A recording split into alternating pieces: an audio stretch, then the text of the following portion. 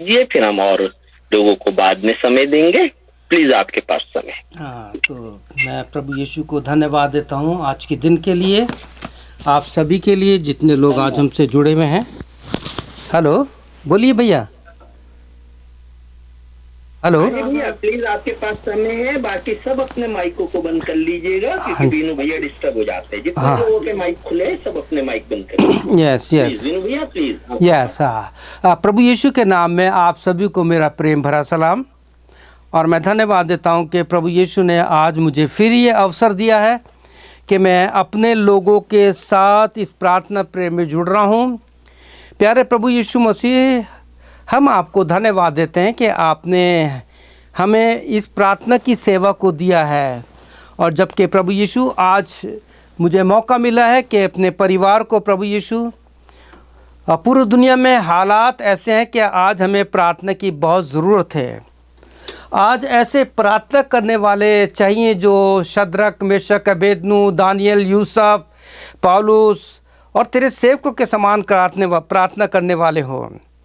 तो आइए हम प्रार्थना करने से पहले, वचन सुनने से पहले मैं एक छोटा सा कोरस गा रहा हूँ, वो प्रार्थना के ही संबंध में है। दानियल की तूने प्रार्थना सुने, एज़रा के तूने सहायता के, बाबुल में तूने बेदारे भेजे, अपने लोगों को फिर से दे रिहाई, दे रिहाई यीशु, दे रिहाई, अपने लोगों को फिर से दे रिहाई, बाबुल में तूने बेदारे भेजे, अपने लोगों को फिर से दे रिहाई। प्रभु यीशु, हम बड़े आदर और भक्ति के साथ आपके पवित्र उपस्थिति में आए हैं। हम सब प्रभु बहुत दूर दूर लोग बैठे हैं, लेकिन आपके मुंह से कहे गए वचन कि जहाँ 2 या 3 या उससे ज़्यादा मौजूद होंगे, मैं वहाँ मौजूद हूँगा। हर एक के घर में आप मौजूद हैं। और प्रभु यीशु, अब तक जो भी प्रार्थना की गई है, आपने सबको आशीष दी है। प्रभु यीशु, हम इस समय आपसे प्रार्थना विनती करते हैं कि जितने भी व्हाट्सएप पे प्रेयर मीटिंग चलती हैं, प्रभु यीशु, हमारी जो जीसस इज़ द आंसर सुबह 9 बजे चलती है यहाँ से, उसके बाद प्रभु 10 बजे हमारी होप इन फेथ ये प्रेयर लाइन चलती है, और उसके साथ जितने भी प्रभु यीशु प्रेयर वॉरियर हैं, अलग अलग दुनिया में प्रार्थना कर रहे हैं। आज हमें प्रभु यीशु बेदारी चाहिए, क्योंकि इस समय पूरी दुनिया में प्रभु आप जानते हैं कहीं भी शांति नहीं है, बहुत प्रॉब्लम है पिताजी। इसलिए हम आपसे प्रार्थना करते हैं। जबकि दिल्ली में बहुत पॉल्यूशन है, लोगों को फेफड़ों का, लोगों को आंखों का अलग अलग रोग शुरू हो गए हैं पिताजी, हार्ट के रोग हो रहे हैं। दया कर हमारे देश भारत पर। आज जब हम जिस वचन को सुनने जा रहे हैं पिताजी, इस वचन के द्वारा एक अध्ययन के रूप में जो बता रहा हूँ, उसके द्वारा आप सबको आशीष दीजिएगा। सारी महिमा हम तुझे देते हैं प्रभु यीशु मसीह, और इस प्रार्थना को हमारे प्रभु उद्धार करता यीशु मसीह के नाम से मांगते हैं। हम सब बोलेंगे आमीन, आमीन और फिर आमीन। हम जोर से बोलेंगे आमीन। धन्यवाद यीशु, की महिमा हो, यीशु के लहू की जय। धन्यवाद प्रभु यीशु, आपकी महिमा हो, आपकी महिमा हो। प्रिय भाई बहनों, आज मैं जब आपके साथ इस वचन को लेके आया हूँ, लेकिन मैं इस समय सबसे पहले मैं अपने प्रभु के दास भाई जॉन विश्वास के परिवार के लिए भी प्रार्थना करता हूँ कि प्रभु ने अपनी शांति दी है। उन्होंने जो सेवा यहाँ पे दी है, वो सेवा कभी खाली नहीं जाएंगी, क्योंकि प्रभु यीशु का वचन कभी खाली नहीं जाता है।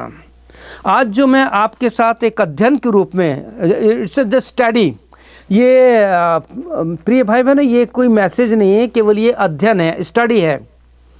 और ये जो अध्ययन है आपको बहुत शॉर्ट में दूंगा ताकि आप लोग को याद भी रहे, और ख़ासकर हमारे इन बच्चों के लिए जो मैं बताने वाला हूँ उसके द्वारा बच्चों के दिमाग में 4 बातें और हम बड़े लोगों के दिमाग में 4 बातें ऐसी बैठ जाएंगी कि वो चलते फिरते उठते बैठते ABCD बोलेंगे और उनको पता लग जाएगा इसका अर्थ क्या है। प्यारे प्रभु, हम धन्यवाद देते हैं प्रभु यीशु का। आपको पता है कि मेरी प्रेयर मीटिंग थी और वहीं पर ही मैंने इस स्टडी को दिया था। जो लोग आए थे उनको आशीष मिली, उन्होंने नोटबुक में लिख लिया, उनको आशीष मिली। और मैं चाहता हूं कि पवित्र आत्मा जब हमारे बीच में है, आप लोग जब सुन रहे हैं तो इसके द्वारा आपको आशीष देगा। अगर आपके पास बाइबल है, अगर आपके पास नोटबुक है, पेन है, तो आप लोग मत्ती 18, 19, 20 इन वचनों का ज़रूर अध्ययन कीजिए और जानिए कि इन वचनों में ऐसी क्या चीज़ है। और इन दोनों वचनों को समझने के लिए सबसे पहले आपको ये समझना पड़ेगा कि प्रभु यीशु मसीह ने जब ये वचन कहे तो किससे कहे और क्यों कहे, सवाल ही उठता है। ये बहुत इम्पोर्टेंट है मेरे प्रिय भाइयों बहनों। आपको मत्ती 18, 19, 20 को और प्रभु यीशु ने जितनी भी बातें अपने चेलों को सिखाई हैं उनको समझने के लिए आप, हाँ जी, मत्ती 18 का, मत्ती 18 उसका 18, 19, 20 वचन, 3 वचन, ठीक है। 3 वचन आपको अपने जीवन में पढ़ने पड़ेंगे।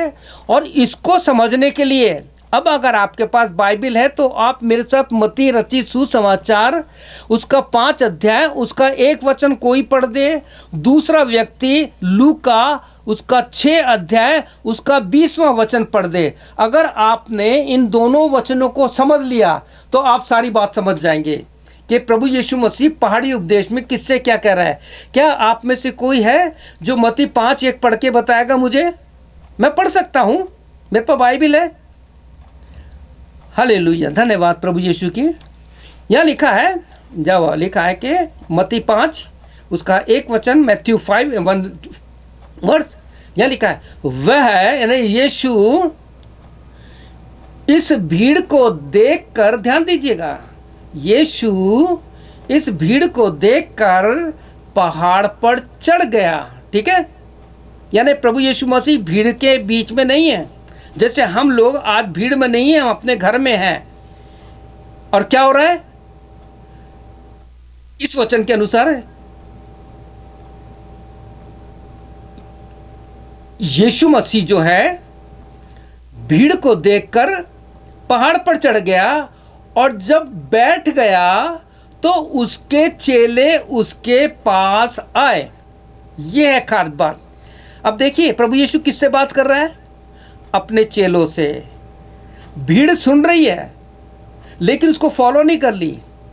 यीशु मसीह अपने चेलों से कह रहा है। अब इसी वचन को समझने के लिए जब आप लोग लूका 6:20 पढ़ेंगे तो आप पाएंगे, इस पर अध्ययन कीजिएगा। प्रिय भाई, मैं बस शॉर्ट में आपको बता रहा हूँ अध्ययन के रूप में, इन पर और गहराई से जाइए। इन वचन को देखिए किस प्रकार से यीशु अपने चेलों से बात कर रहा है। जैसे यीशु मसीह इस वचन के द्वारा, इस फोन के माध्यम से द्वारा आप लोगों से बात कर रहा है और यीशु मसीह आपके बीच में है, आप एक चेले के रूप में सुन रहे हैं। तो यीशु आपसे क्या कहना चाहते हैं? लूक 6:20 में, लूका 6:20 में, तब उस नहीं, यहाँ पे वही शेर बात है।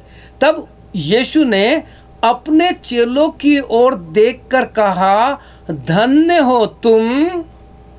किससे कह रहा है यीशु मसीह?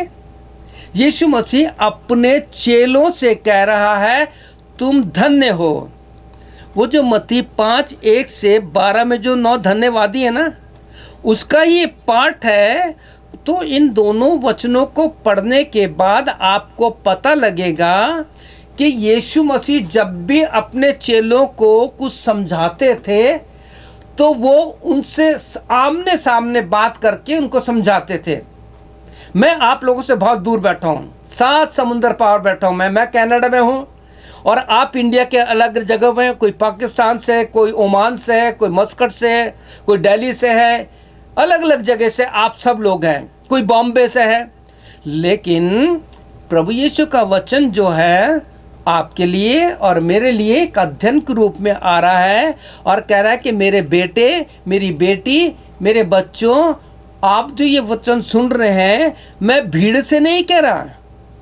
आपके घर में अगर आप पति पत्नी हैं, आपका बेटा या बेटी है, आपके कोई रिश्तेदार हैं, तो यीशु कह रहा है मेरे बच्चों, मेरे बेटे, मेरे भाइयों। और यीशु मसीह तो जब हमारा सृष्टि में पहलौटा है तो हमारा बड़ा भाई भी है। तो यीशु मसीह आपको कह रहा है कि मेरी बहनों, मेरे भाइयों, ये मैं तुमसे कह रहा हूँ कि तुम धन्य हो।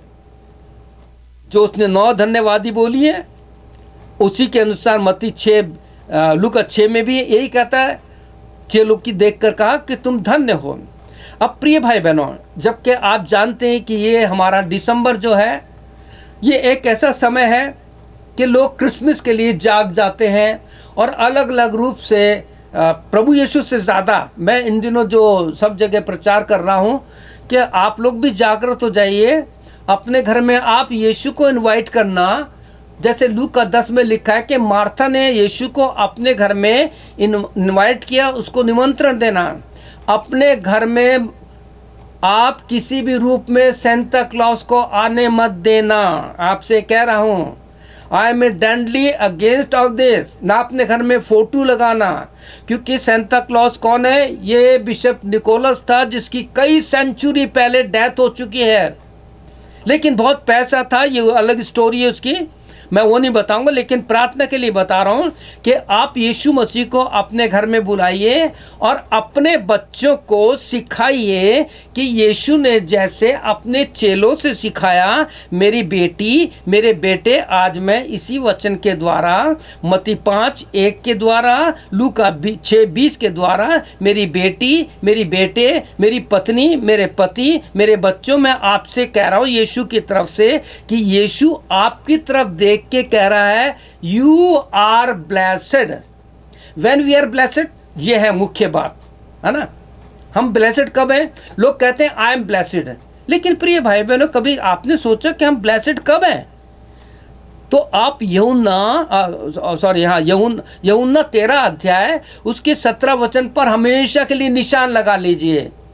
वहां पे पता है क्या कहता है?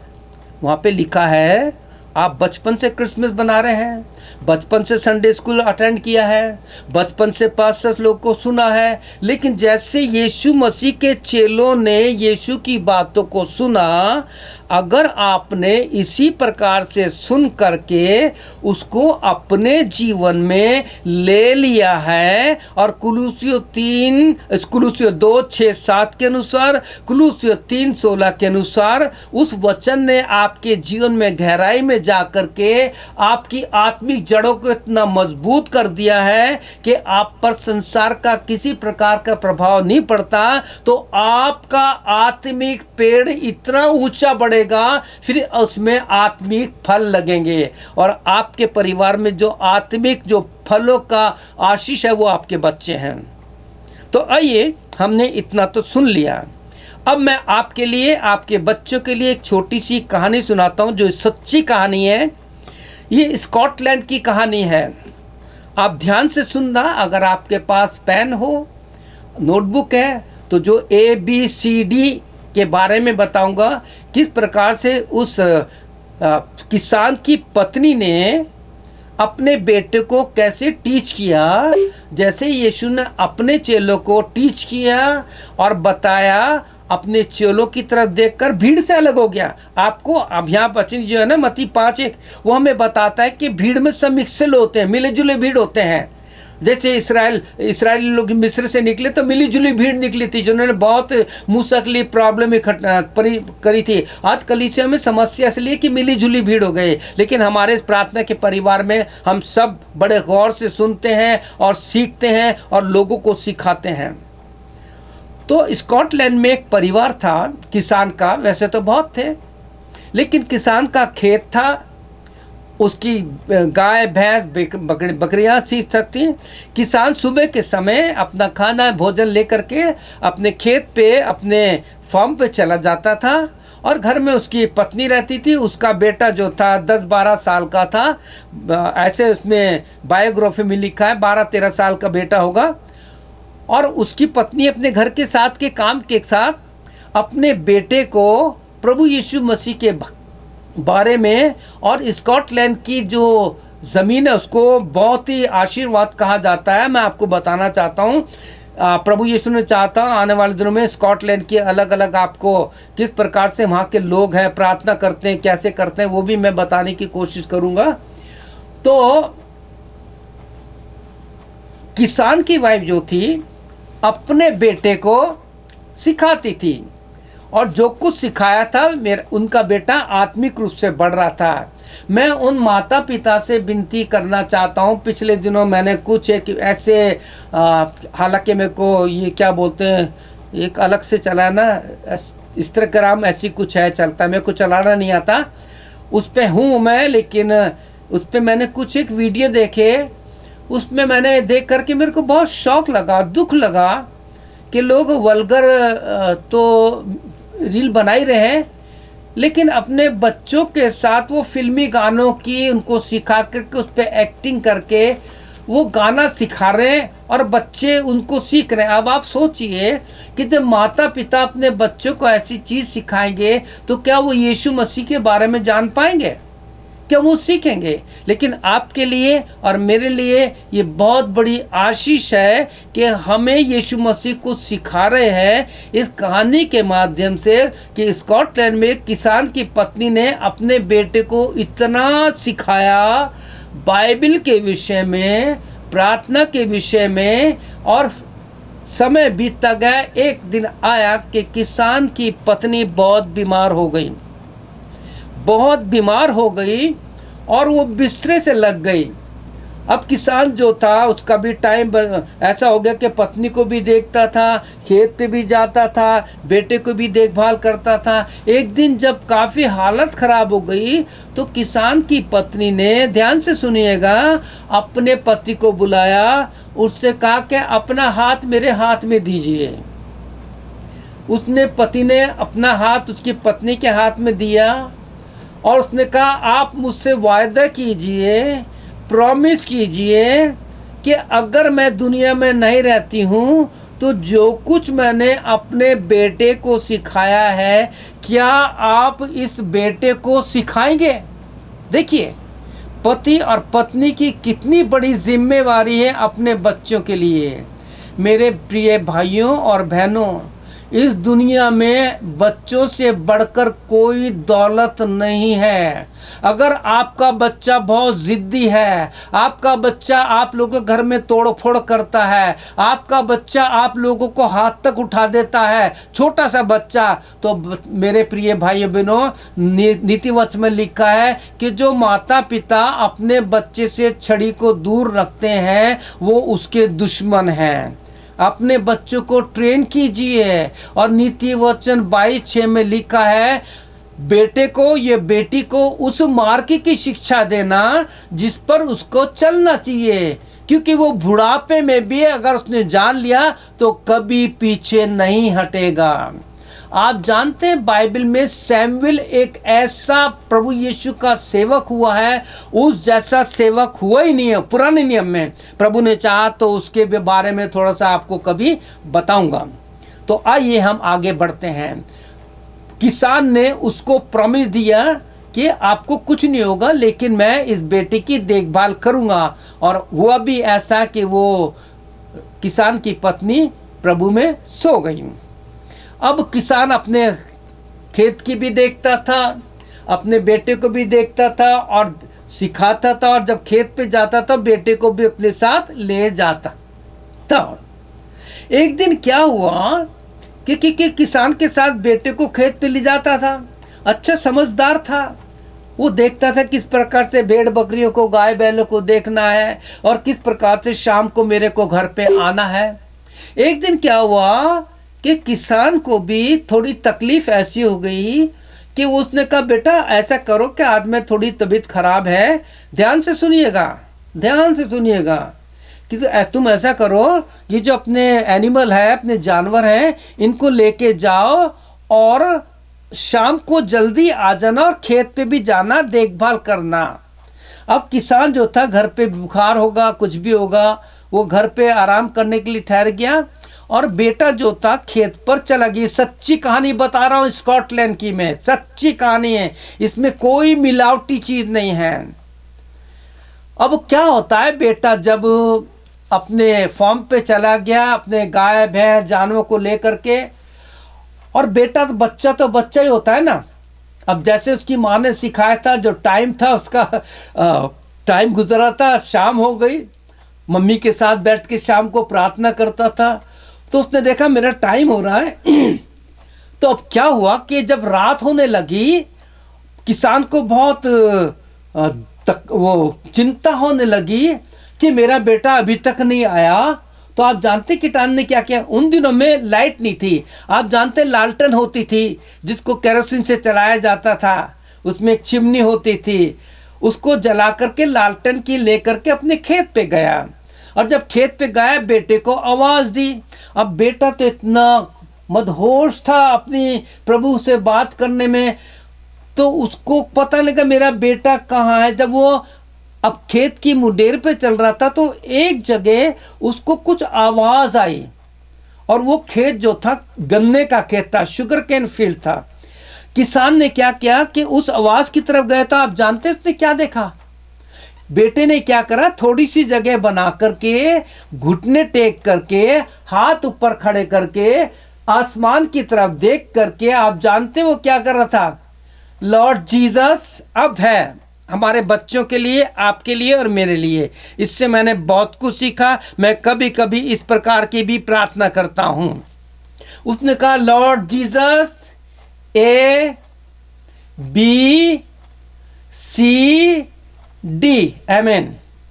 Lord Jesus A B C D, आमीन।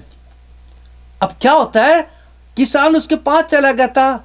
किसान ने अपने बेटे के कंधे पे हाथ रख के कहा बेटा ये क्या कर रहे हो, ए बी सी डी क्या कर रहे हो। उसने कहा पापा मैं प्रार्थना कर रहा हूं। तो क्या ये कैसी प्रार्थना है, कि पापा आपको नहीं पता, मम्मी ने सिखाई है मुझे। मेरे प्रिय भाइयों बहनों, आप अपने बच्चों को क्या सिखा रहे हैं। आप जितने भी संदेश को सुन रहे हैं, कोई भी हो, दुनिया के किसी भी कोने में हो, आप अपने बच्चों को क्या सिखा रहे हैं। बॉलीवुड से अपने बच्चों को दूर रखिए, इंस्टाग्राम से दूर रखिए, इन सारी चीज़ों से दूर रख के उनके हाथ में बाइबल दे दीजिए। आप देखिए, आप देखेंगे कि मैंने 2-3 उदाहरण भी पिछले दिनों बताए थे। एक प्रभु के सेवक ने भी बताया था कि मैं किसी बच्चे की बर्थडे पे गया, और मैंने जब पता लगाया कि वो बच्चा जो है टीन एज की में आ चुका है और अच्छा होशियार है, तो मैंने उसके लिए बहुत अच्छी बाइबल खरीद के उसको अच्छे पेपर में लिपेट करके मैं ले गया। और जब ले गया तो मैंने उस बच्चे को प्रार्थना के बाद कहा कि बेटा ये आपके लिए है, आप इसे खोलो और देखो ये क्या है। बेटे ने बाइबल खोली, और खोलने के बाद उसको थोड़ा सा अजीब सा लगा, उसके चेहरे पे कोई खुशी नहीं। उसने कहा बेटा ये जीवन की पुस्तक है, आप इसको पढ़ोगे तो आपको जीवन मिलेगा, क्योंकि यीशु मसीह का नाम परमेश्वर का वचन है, प्रभु यीशु आपको जीवन देगा। और उस बच्चे ने क्या करा, वो बाइबल उठा के रख दी, क्योंकि गेस्ट थे, लेकिन उसके कोई मामा थे, यानी मम्मी के भाई थे, वो आए थे उसके लिए कुछ गिफ्ट लेकर के। अब सुनिएगा, उस मामा ने कहा, मामा को देख करके, इकलौते मामा थे, मामा आ गए, मामा आ गए, मामा आप मेरे लिए क्या लाए हो। तो उन्होंने कहा बेटा तुम्हारे लिए ये लाया हूँ। उन्होंने उसको आईफोन दिया। उस फोन को लेके इतनी जोर से चिल्लाए, चिल्ला चिल्ला के इतनी खुशी हो गई। आप समझ रहे, आज हमारे बच्चे किसके गुलाम हो गए, इस संसार की चीजों के लिए। सर आइजक एम्ब्रोस प्रभु के एक सेवक हुए जो अब इस दुनिया में नहीं है। जब मैं सेमिनरी में था तब मैंने किताब पढ़ी थी। उस सर आइजक एम्ब्रोस ने कहा है अपने बच्चों को उन चीज़ों से दूर रखो जो उनको यीशु से दूर रखी थी है। आज के 1 साल 2 साल 3 साल के बच्चों को देखो, वो इसके एडिक्ट हो चुके हैं, इसके बिना खाना नहीं खाते, इसके बिना सोते नहीं है, और बहुत बुरा हाल है। लेकिन किसान ने उस बच्चे से कहा बेटा ये क्या प्रार्थना है, कि पापा आपको नहीं पता, मम्मी ने प्रार्थना की थी, शॉर्ट प्रेयर है। उसने कहा बेटा मुझे बताओ ए का मतलब क्या है? कि पापा ए का मतलब है ask and it shall be given to you. मत्ती 7:7 में लिखा है। प्रभु से मैं कह रहा हूं, प्रभु यीशु तूने तो कहा है तुम्हारे मांगने से पहले मैं जानता हूं। मेरी मम्मी ने सब कुछ सिखाया था कि बेटा जब भी आपको समय मिले आप प्रभु से ए बोल देना। तो प्रभु यीशु तो हमारे मांगने से पहले जानता है, वो सब सुन लेगा, तुम्हें दे देगा। हालेलुया, प्रभु यीशु की महिमा हो। पापा ने कहा बेटा बी फॉर क्या है?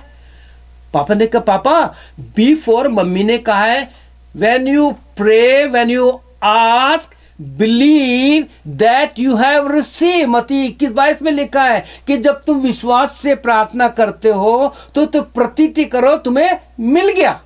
हालेलुया। आपने मरकुस में भी पढ़ा है कि प्रभु यीशु ने कहा है कि जब तुम प्रार्थना में किसी चीज के लिए मांगते तो प्रतीति करो तुम्हें मिल गया। वाह, पापा को कितनी खुशी हुई। क्या हमारे बच्चों को इस प्रकार की है? तो प्रिय भाई बहनों, आप जितने सुन रहे हैं अपने बच्चों को ऐसी प्रार्थना सिखा दीजिए, और बाइबल का वचन भी। पापा ने कहा बेटा ए भी हो गया, बी भी हो गया, सी फॉर क्या होता है? प्रिय भाई बहनों, सी के ऊपर मैं आपको कुछ और भी बताऊंगा, हम बड़े लोगों के लिए, आज के सेवकों के लिए भी। सी का मतलब प्रभु यीशु ने उसने कहा कि प्रभु यीशु प्रभु पापा जब मैं प्रभु से कहता हूं मैंने उससे मांगा, मैंने उससे कहा और मैंने बिलीव किया, मिल गया। अगर बाय द वे मुझे अगर जो मेरे मन के अंदर होता है, जो मैं प्रभु यीशु कहता हूं मांगता हूं, मुझे नहीं मिलता तो मैं उसके वचन को क्लेम करता हूं, क्योंकि प्रभु तूने कहा है, यूहन्ना 14:13-14 में तूने कहा है, मैं उसके वचन को क्लेम करता हूं। लेकिन इन दिनों पता है आप क्या हो रहा है प्रिय भाई बहनों, आप इसको किसी अदर वे में मत लेना, मैं किसी के टीका टिप्पणी नहीं कर रहा, लेकिन जो मैंने बाइबल से सीखा है, जो अध्ययन किया है, उसके अनुसार इन दिनों जो बड़ी बड़ी प्रेयर मीटिंग होती है ना, जहाँ पे बीमारों के लिए प्रार्थना की जाती है, वहाँ लोग क्या कहते हैं, घोषणा करते हैं, हम घोषणा करते हैं इस बीमारी के लिए, इसको ठीक कर दे। प्रिय भाई बहनों, हमें घोषणा वचन की करनी है कि तूने अपने वचन में क्या क्लेम किया है, क्योंकि हम प्रभु यीशु को दबाव में नहीं डाल सकते कि तुझे ये करना ही पड़ेगा, क्योंकि प्रभु यीशु की इच्छा जैसे स्वर्ग में पूरी होती है हमारे जीवन में भी होती है। तो मेरे प्रिय भाई बहनों, आप वचन को क्लेम कीजिए। किसान ने अपने बेटे से कहा बेटा A for ask, B for believe, C for claim the word of God. If I am not getting my answer, यदि मेरे को उत्तर नहीं मिल रहा है तो मैं कहूंगा प्रभु यीशु तूने पुराने नियम में ये कहा है, तूने नियम में ये कहा है, तूने गॉस्पेल में किया है, अब तू कर। अब यहाँ पे आ गया कहना बेटा ठीक है, अब डी का मतलब क्या है? क्योंकि उसकी मम्मी चली गई थी, मम्मी ने जो कुछ सिखाया था, मम्मी ने उसको जो सिखाया था वो बहुत बड़ी चीज सिखाई थी। उसने कहा पापा मम्मी ने सिखाया है जैसे मैं सांसारिक रूप से फिजिकली संसार में जैसे मैं आप पे डिपेंड हूँ, जैसे मैं मम्मी पापा पे डिपेंड हूँ, जैसे आपके बच्चे आपके एक दूसरे पे डिपेंड है, जैसे पत्नी पति पे डिपेंड है, पति पत्नी पे डिपेंड है, एक परिवार एक दूसरे पे डिपेंड है। तो बेटा ने कहा कि पापा जैसे मैं आप पे डिपेंड हूँ, ऐसे ही मैं मम्मी ने कहा है हमेशा आखिरी सांस तक अपने आत्मिक जीवन पर यीशु मसीह पर निर्भर रहना। डिपेंड का मतलब निर्भर रहना। प्रिय भाई बहनों, कितनी सुंदर एक माँ ने अपने बेटे को शिक्षा दी। बाइबल में एक कहानी है याकूब और यूहन्ना के लिए, जब्दी के पुत्र हैं। उसकी माँ ने एक दिन यीशु से कहा था यीशु मैं तुझसे कुछ मांगना चाहती हूँ, क्या आप अपने बच्चों से ऐसी प्रार्थना मांगे? प्रभु से कहेंगे, हालांकि मरने के बाद तो हम लोग सो जाते हैं, न्याय के दिन स्वर्ग में जाएंगे, लेकिन प्रभु यीशु ने इस बताया कि इस प्रकार से जब्दी की पत्नी ने अपने बेटों के लिए क्या मांगा। उसने कहा प्रभु मैं तुझसे कुछ मांगना चाहती हूँ। उसने कहा हाँ मांग, तू क्या मांगती है? उसने कहा बेटा प्रभु जब तू अपने राज में जाए ना, मेरा एक बेटा तेरे दाएं एक बेटा तेरा बाएं हो। प्रभु ने कहा तू नहीं जानती क्या मांगती है, जो मैं कटोरा पीने पर तू पी सकती है? बेटों ने कहा हाँ प्रभु हम पी सकते हैं। और आप जानते हैं किस प्रकार से पहला चेला प्रभु यीशु के लिए शहीद हुआ। तो प्रिय भाई बहनों, मुझे पूरा विश्वास है इस वचन के द्वारा प्रभु यीशु ने आपको आशीष दिए, और मुझे पूरा विश्वास है आपने बच्चों को ABCD और प्रभु यीशु के वचन में सिखाएंगे, और जितने भी ये रीले वीले आती हैं इनसे दूर रखेंगे। और मैं धन्यवाद देता हूँ इस प्रार्थना के परिवार के लिए, होप इन फेथ, विश्वास में आशा के लिए। जो कुछ आपसे प्रार्थना के विषय में कहा गया है, मैंने गाना गाया था, दानियल की तूने प्रार्थना सुनी, एजरा की तूने सहायता की, दाऊद ने बेदारी भेजी।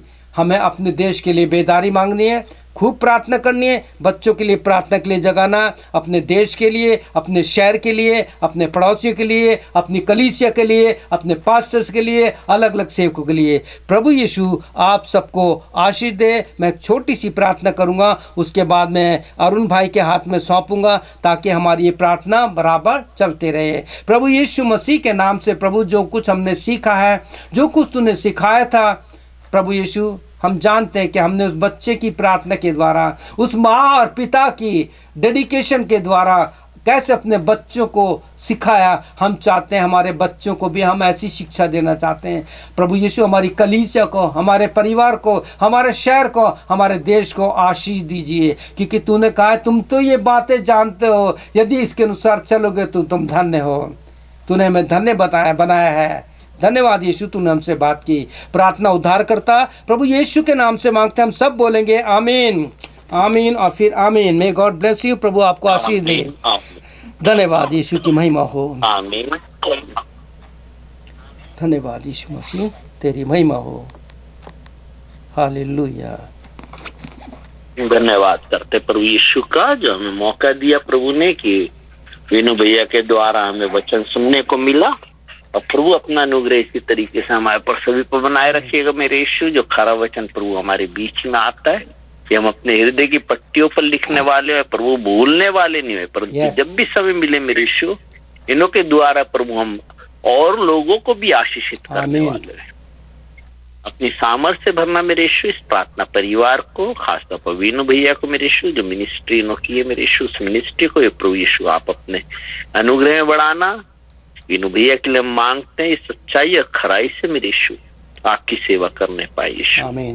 हर एक चीज में यीशु आपको महिमा मिलने पाए। अपने परिवार के लिए भी यही विनती मांगते मेरे यीशु, जितने लोगों ने आज वचन सुना है मेरे यीशु, उसको प्रभु अपने जीवन में उतारने वाले हमें प्रभु तैयार कीजिए कि यीशु हम आपके इन वचनों को प्रभु सीखने वाले हों, और प्रभु जब भी समय मिले और लोगों के बीच में बांटने वाले। प्रभु यीशु मसीह के नाम से मांग लेते हैं, आमीन आमीन। थैंक यू वीनू भैया, थैंक यू, धन्यवाद, थैंक यू। हालेलुया। धन्यवाद करते हैं प्रभु यीशु का। और हम चाहेंगे कि स्वीटी दीदी।